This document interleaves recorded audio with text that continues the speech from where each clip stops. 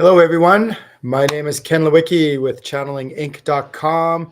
Hope you're having a wonderful day. And today I would like to talk about a very practical skill you could add to your channeling right away. It's called the no attachments concept. So there's a couple things with spirituality that I noticed in my spiritual journey was in my early days, I was taught, oh, you're supposed to do this before you channel. And then another course, another training, I'd be like, oh, you're supposed to do that before you channel. And then I'd watch this video and be, oh, you're supposed to do this before you channel. And then, oh, yeah, I'd read this book and be, oh, you're supposed to do this before you channel and that before you channel. And next thing I knew, over like a many year period, like 3 to 5 years, I had all these things I thought I needed to do before I channeled.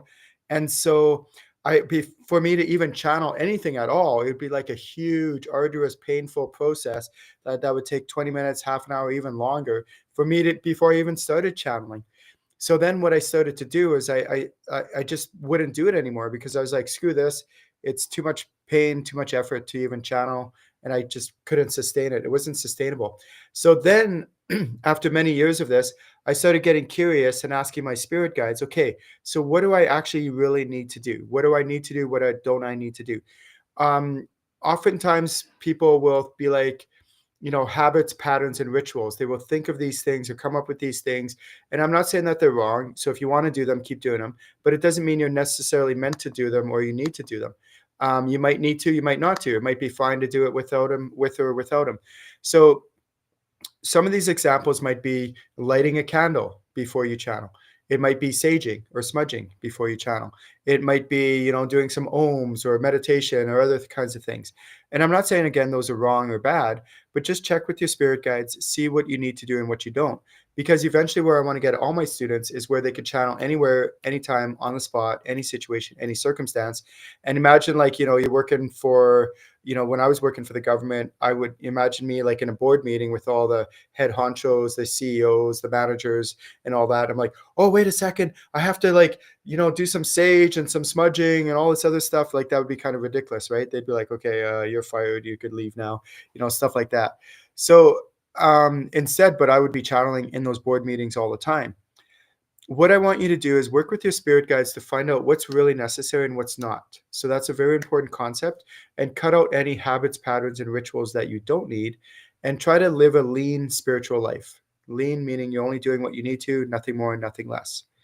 However, at the same time, your spirit guides might be guiding you to do something that's actually really valuable and really important.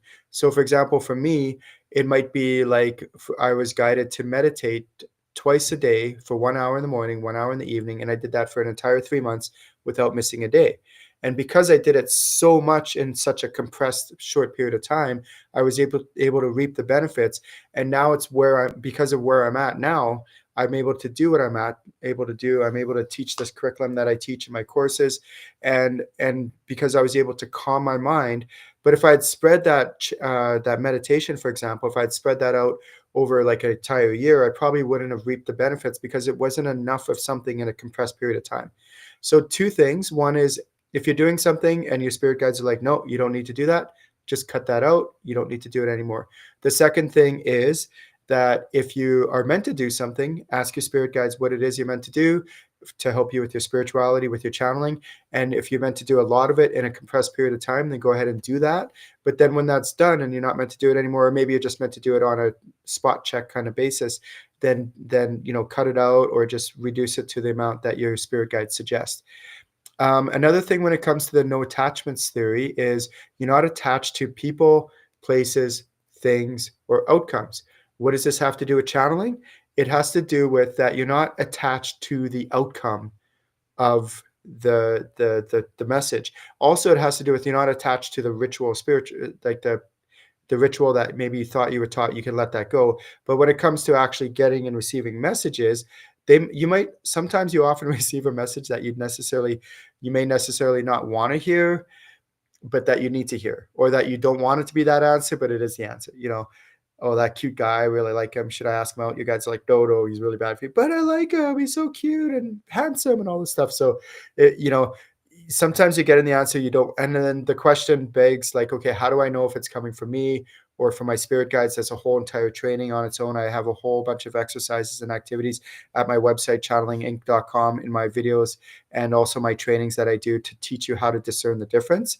But one of the biggest things about getting yourself out of the way is not having attachments to the outcome, that you're just okay to receive the information and the messages from your spirit guides without influencing it as it is as a clear channeler. My name is Ken Lewicki. Have a wonderful day, everyone. We'll talk to you soon.